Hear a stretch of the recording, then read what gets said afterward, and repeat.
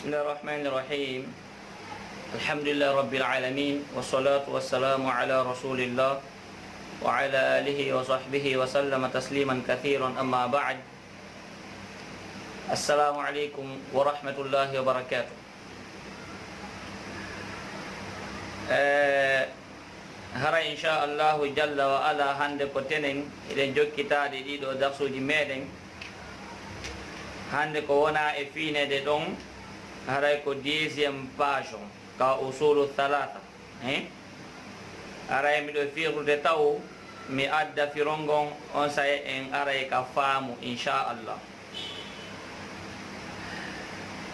Kanyum karmo ko be maaki kadi i'lam andu munye sel inshallah.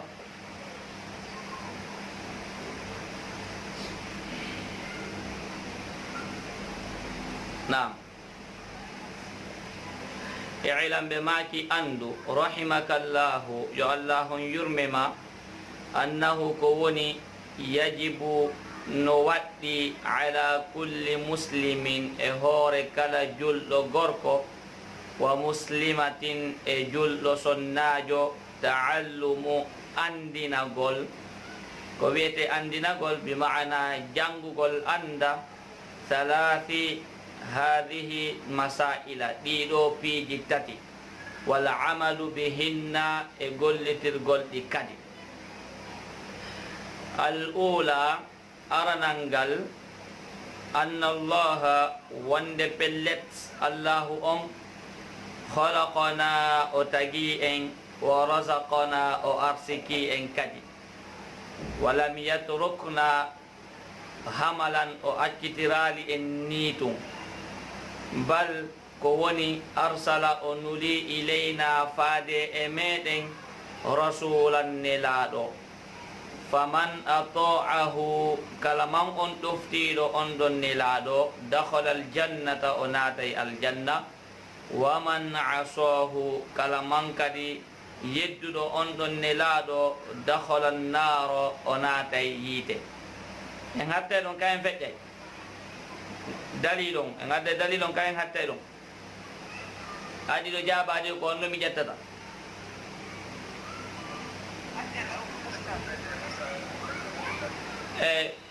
so wawi windude winde ko waɗi noon mi woyti kamira on seeɗa. Bon, ɓeɗo wi en hattu ɗon joni hatten ɗon inchallah ko onno mi adi janngude.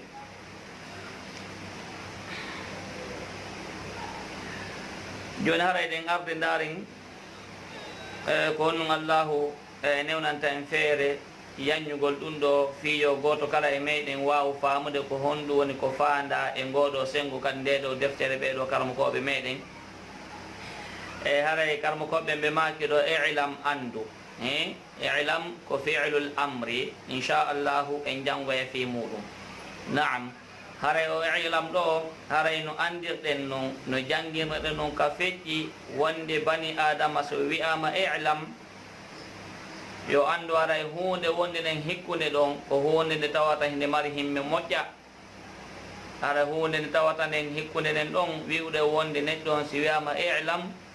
haray si tawi ko jooɗinoɗo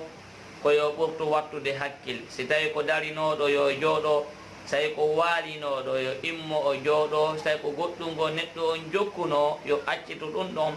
o watta hakkil e ko wona e yewtede kon. O i'lam ɗon ko ɗum hollata en ko hollugal en honɗum haray de faame ko wona addede ɗo joni joni joni haray no mari honno ko wiyete importance molanaɗo haray ko ɗum woni ko fuɗɗi kon i'lam andu. joni noon haray ko honɗum woni kon ko wi'uɗen ɗon wonde no himmi no mari important ko honɗum woni ɗum ɗon karmo ko jon himo hiɓe humputuɗen ko honɗum ɓe maki rahimakallahu ɓe adi taw ɓe du'anima an neɗɗo wonɗo e jangude on. wal noon karmo koɓe sunna ɓen ko ɓuuri hewde kon ɗeɗo defte maɓɓe si on naati on taway hiɓe fuɗɗora jannugol ma hiɓe fuɗɗora ɗeɗo defte maɓɓe du'anogol ma an bani adama wonɗo e jangude on. wari noon en yewtino wona ko manhaju salikina ɓeɗo karmokoɓe meɗen honno winduɓe ɓe manhaju salikina tawdihul fiqhi fi ddin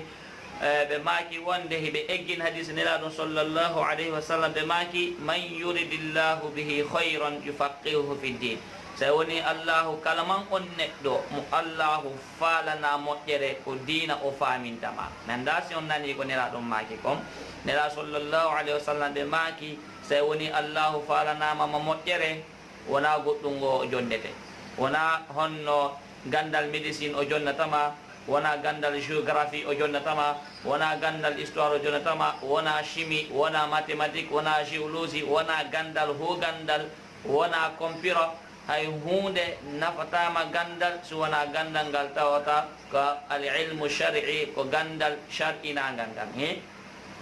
ɓe maki wonde ɗo haɗa kanmo ko jom duwanike ma rahimakallahu yo Allah on yurmema an neɗɗo mo tawata hiɗa jooɗi hiɗa jangude nde ɗo deftere maɗum an oɗo neɗɗo mo tawata hiɗa jooɗi hiɗa jannude nde ɗo deftere ko du'a woni ɓe waɗani en nam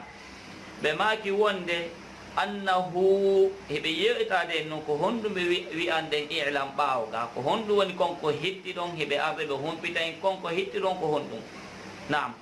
ɓe maki annahu ko woni yajibu ala kulli muslimin wa muslima ɓe maki wonde haray anden no waɗɗi yajibu ko hunde ko amrun wajib yani ko fariddo so hunde wi'ama haray nde waɗɗi haray yen andu neɗɗo on so waɗi nden ɗon hunde o heɓa e baraji si tawi o waɗiri sabu Allahu so acci nden ɗon hunde haray himo handi e lette Allahu ɗen jalla wa ala haray ko ɗum firi ande gogona e yewtede ɗo ni yen andu wonde ko hunde tawata hinde waɗɗi no andirɗe ɗum juulugol no waɗɗi horugol no waɗɗi sa heɓi mbuudi hajjoygol no waɗɗi sa heɓi mbuudi zakkugol no waɗɗi no andirɗen non ɗin ɗon no waɗɗi konkona e yewtede ɗo ko non waɗɗori no andirɗa no wonde si a juulaali sa tawi Allahu ko ƴetta o naade to yiide jahannama haray anden koko wonde yewtude ɗo fi muɗum kadi ko hunde tawata ko noon nde woni yajibu ko ɗum fiide ko hunde tawata yuthabu fa'iluhu imtithalan wa yastahiqu tarikuhu al-uquba bima'na sa waɗi a waɗiri imtithalan bima'na jokkitagol yamirore Allahu nden Allahu yoɓete sa acci kadi sabu accugol ma nden ɗon hunde hiɗa handi e ledde Allahu ɗen ko waɗi noon e wi'etake wonde bani adama o naata yiite jahannama ko waɗi noon so tawi o mayidade shirku bani adama on himo ley tahta mashi'atillah himo ley muyango Allahu so Allahu no faala o lettamo so tawi Allahu no faala o yaafomo o naadamo aljanna voilà joni noon ɓe maaki honɗum wonde no waɗɗi ala kulli muslimin no woni farilla no woni obligatoire si on waɗi mi jonnay on barade si on acci mi lettay on si on maayi haray ko honɗum won ɗum ɗon no waɗɗi goto julɗo kala gorko e julɗo kala sonnajo nde andi si wiyama noon no waɗɗi fayida ko yondire dina kan kala man ko tawat dalil ari wi'i waɗu preuve ari yani nelaɗo maaki sallllahu alayhi wa sallam waɗe ma Allahu wi'i ka deftere makko waɗu haray no mofti himɓe ɓe foppo maɓɓe nanda si famike si wiyama waɗu nelaɗo Allahu wi'i ɓe makani en waɗe Allahu jalla wa ala wi'i ko alqur'ana makko waɗu haray ɗum ɗon nden ɗon hunde hinde mofti jiwo e gorko kono noon kala man ka tawata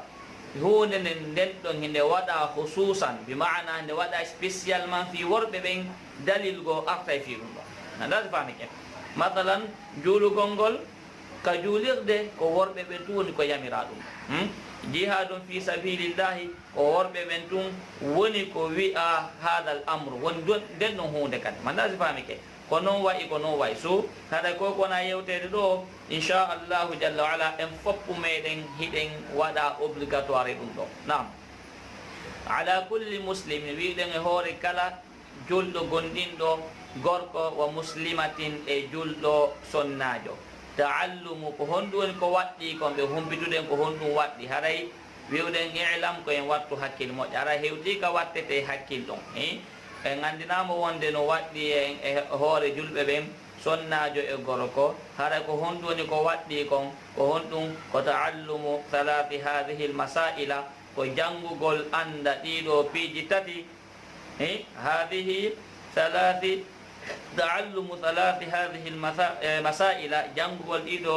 بيجي تاتي haranum wal amalu bihinna o gollitira konko o jangi ɗon kadi na muñe naam o gollitira konko o jangi ɗon ka eɗen andi wiwɗen wonde bani adama si tawi jangi koyo gollitira kono winoɗen ka deftere meɗen e ndeɗo deftere wote ko arande lawol ko wiwɗen o wonde ilam rahimakallahu annahu yajibu alayna taallumu arba'i masaila ko wiɗen al ula al ilmu ɗimmal ngal wiɗen athaniya al amalu bihi ay gollal ngal e honno jangugol ngol e gollal ngal ɗin ɗum piiji ɗiɗi ko piiji ɗi tawata ko yaadayɗi voilà ko ɗum si waɗi ɗo kadi wi wonde hino waɗɗi en andugol piiji tati wal amalu bihinna e gollitirgol ɗin ɗon piiji tati na joni noon ɗo fayda hara en andi ko holɗum ɓe wi en ɗo wonde ko piiji tati duwaɗen e andude hande inchallahu en janga hara hunde wotere lendi aroyowo ɗo gasa jangen hunde ɗimmere nden kadi e honno lendi artoyowo kadi inchallah tawi joomi meɗen no tawni en jangga kadi tammere nden fi en andu ko honɗum woni ko waɗɗi en haray ɗo ko arande laawol ngol ni nam ɓe wi wonde ko honɗum so en jangi ɗum ɗo en andi haray koyen gollitiri kadi en andi noon ko ɗum allahu wi'i wonde ɓe yimɓe ɓe tawata ɗo ɓe jangi ɓe gollitirali nokku go o ƴetti ɓe o misi ɓe o waɗi ɓe wawi wona bari nokku o misi ɓe o wawi o inni ɓeɗo ɓe waɗi wa himar ɓe wiyete himar ko honno wiyete ko mbabba allah wi'i mathalu lladina hummilu tawrata thumma lam yahmiluha ka mathali lhimari allah wi wonde hiɓe wa'i wa mbabba voilà nokku o wi'i walaw shi'na la rafa'nahu biha walakinahu akhlada ila al ardi wattaba'a hawahu fa mathaluhu ka mathali lkalbi ɗo o wi'i wonde misal maɓɓe no wawi wa bari nanen o wi o nawa mbabba joni o wi'i no wayi wa bariru kono ɗum noon fiiri ko iwigol en honɗum neɗɗo on si o golli ɗum si o jangi o andi hunde nden o ronkinde gollitirde bi mana o ronki gollitirde konko o jangi ɗum allah ko mise ɗiɗi waɗi mo ko bariru e mbabba haray koye wakkil so en andi hunde gollitiren kadi nam joni ɓe maki al ula woni aranal ngal andi koɓe tati koɗe tati ɓe wi en joni haray ko aranal ngal woni ngal ɗo ɓe maki anna allaha haray ene en andu allahu dey halaqana o tagi en kanko allahu o tagi en o razaqana o arsiki en kadi walam yatrukna o accitiraɗi en hamalan ni tum ɓe mana waɗu kala ko faalaɗa waɗu kala ko faalaɗa accude accu kala ko faala accude e waɗu kala ko faalɗa e wadde allahu wi honno ɓeɗo kala mo koɓe maki wonde walam yatrukna hamalan haray allahu de accitirali en ni ɗum bal o waye ma bal ko woni arsala ilayna kanko allahu dey o nuli faade e meɗen rasulan nelaɗo faman ata'ahu kala man on neɗɗo mo tawata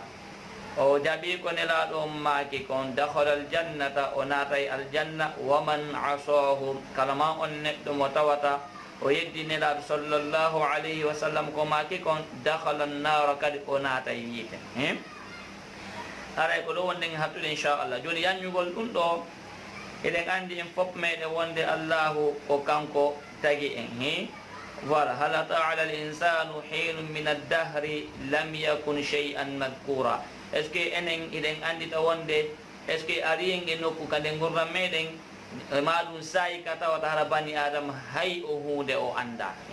o nokku ka tawata sayi ka tagaka ɗon ari hay e hunde e anda ko allahu woni ko taguma o taguma on sayi o waɗi honɗum o razaqana o arsiki en kadi ɗum ɗo ko hollugol wonde honɗum allah o addaɗen ka hoore leydi ɗo tun o accitiriɗa en ni koko wonnen e yanganade bimbi e kekede jemma e ñalorma naata yalta ƴawa cippo fi to ɗaɓɓol arsike haray on arsike mo wonɗen e nangude ɗum konko allahu woni en e nanginde ɗum hada ko minhu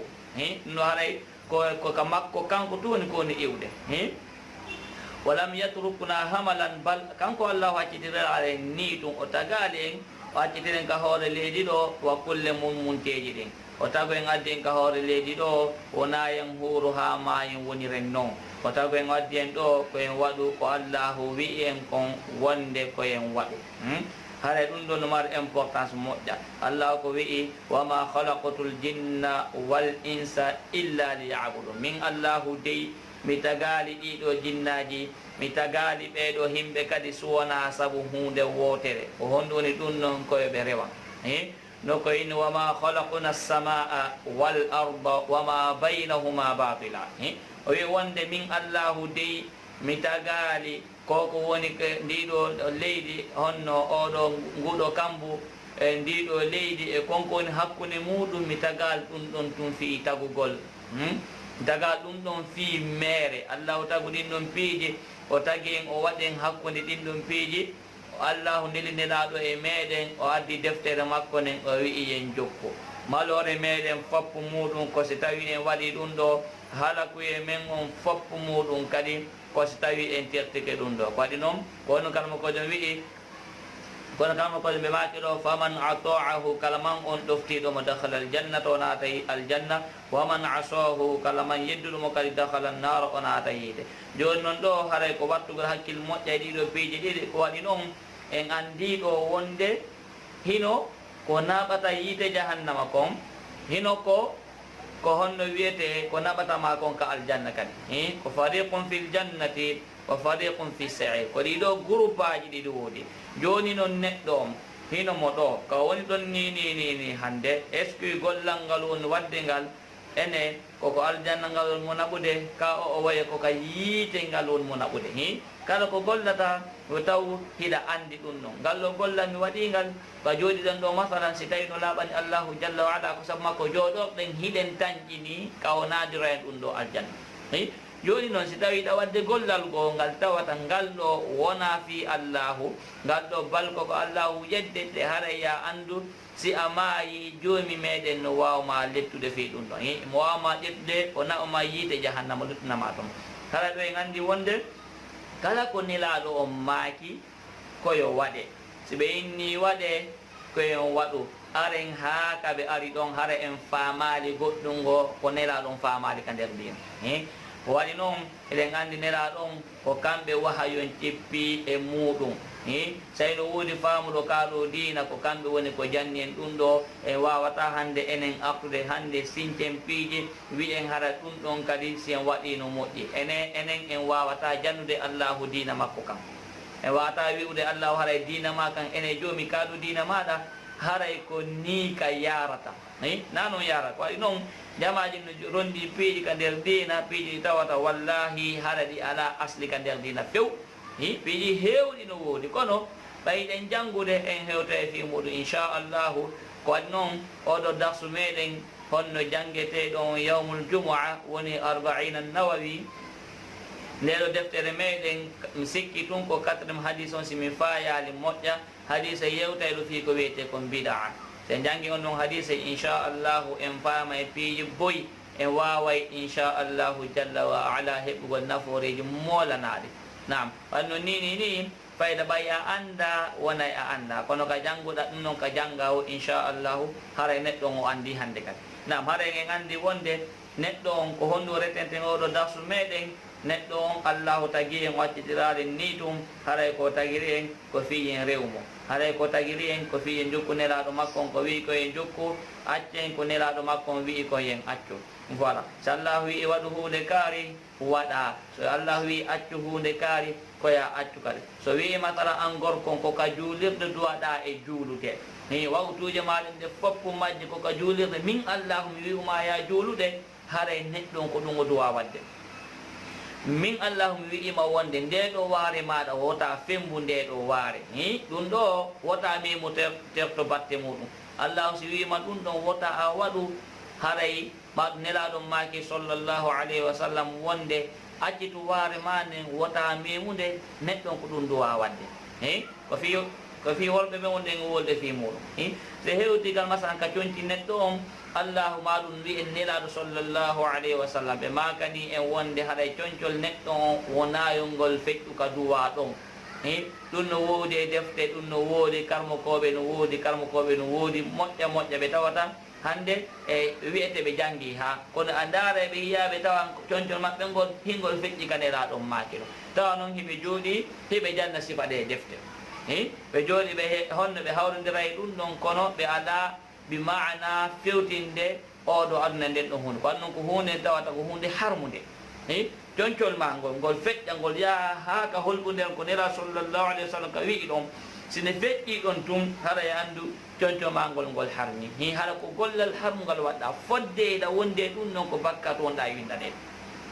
ndaji famike foddeyɗa wonde ngol concolɗo ngol tawɗa ngol feƴƴi ko worɓe ɓe wonde yewɗe fi muɗum ngol feƴƴi ka wiya ɗon ngol feƴƴi ka wi'a ɗon haray fodde himo wattingol kanko neɗɗon himo faggitade bakkat ko Allah subhanahu wa ta'ala waɗi noon nera sallllahu alayhi wa sallam ko wi'i wonde wota coñci ma ɗum feƴƴuga holɓudere ma nera sallllahu alayhi wa sallam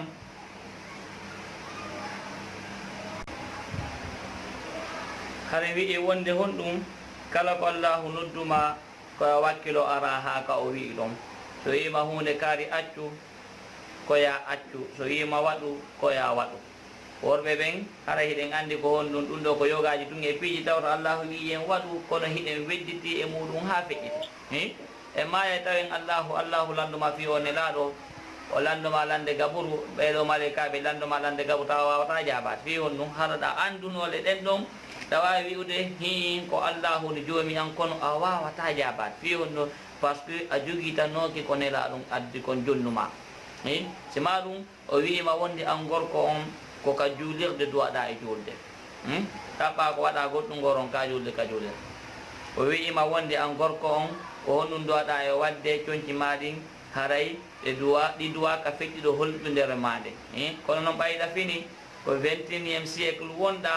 an on ɗum noon haray wawata hawrodirde e maɗa ma o wiya on say mi waɗoya wiwɗe wonde satingol piiji ɗin ko lorta tun addanta neɗɗo addantama nafoore ɗo few satingol piiji ɗin nafoore hay e hunde heɓata ko e muɗum ko bonnal ngol ma tum waɗata onti ko ɗo wonata taw himo bonna allah himo wiya himo o tuuboya karmo koɓɓe ɓe maki wonde konko wonda e satinde ɗon ɗum noon tigui ko bakkatu taw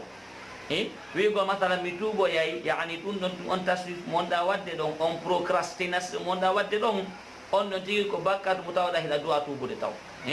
voilà haray ko ɗum noon neɗɗo wakkiloto waɗa sonna ɓen kadi ɓe ndaara kala ko allahu i waɗe wakkile ɗon waɗon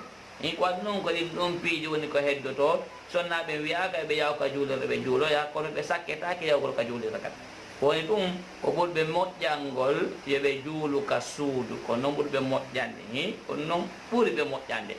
yawgol noon ka juulirde wiyaka dino harmi kono juulgol ka suudu so tawi ɓe ɗaɓɓude ko ɓuri moƴƴude kon ɗum ko ka suudu ɓe duwa wadde allah nila sallllahu alih w sallam ɓe maki wonde onon ɓeɗo sonnaɓe buume geece mon ɗen buumon newe mon ɗen buumon dendanalngal ɓanndu mon ɗum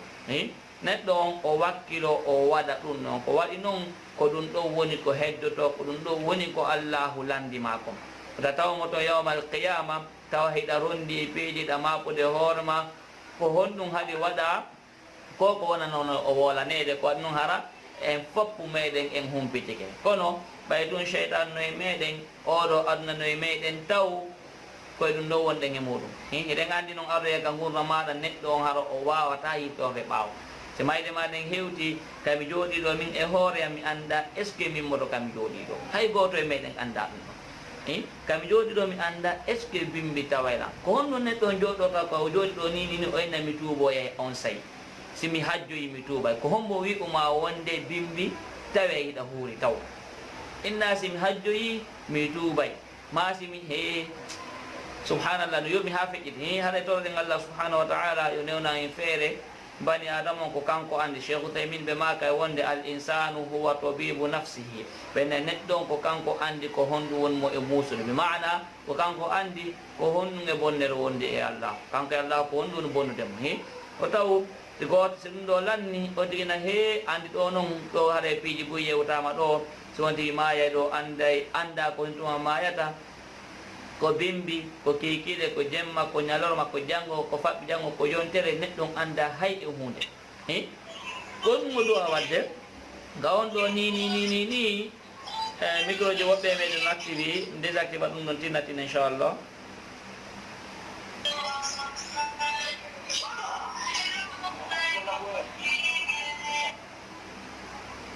Okay.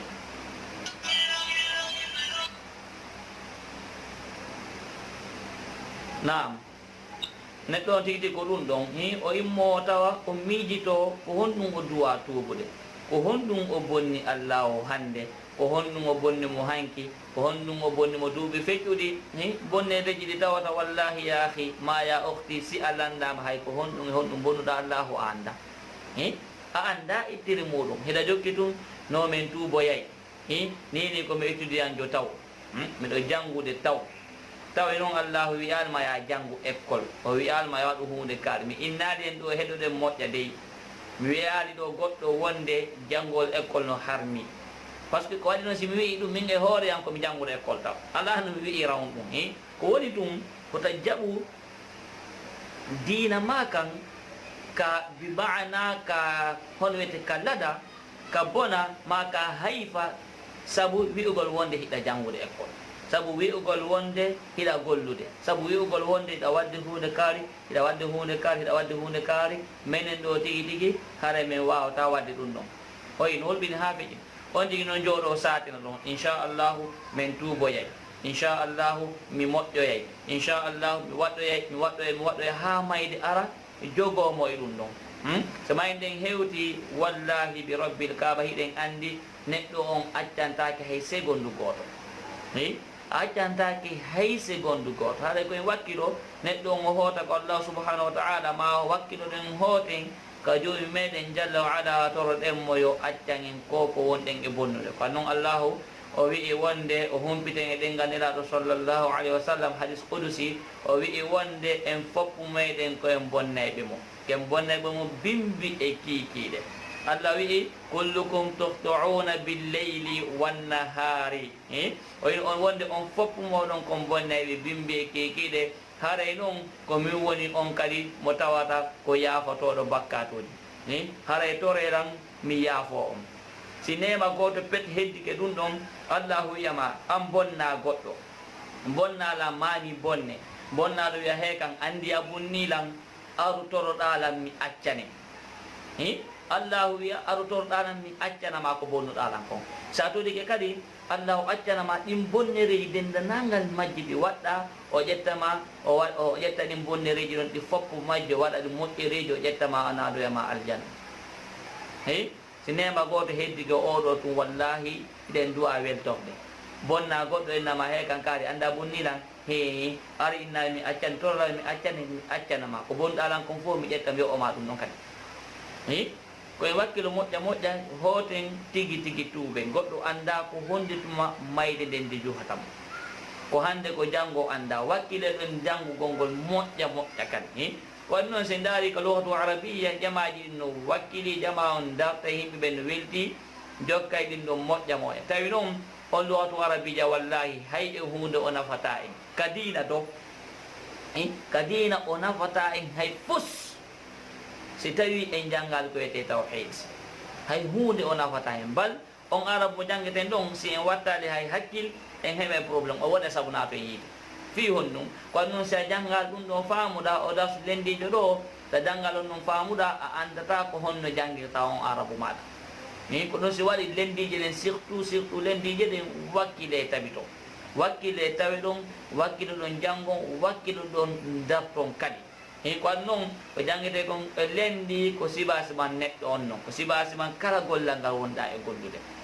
Si a golli gollal ngal tum o arabu ko janngiten Quran ko rewtotoɗa jemma on fof ma ñallal ngal fof qiyamu leyl ko watta fof ko yaata hajjoygol ka suudu allahu. Si a janngali ɗum ɗo a heɓatami rawun ko allahu fawanama ɗum.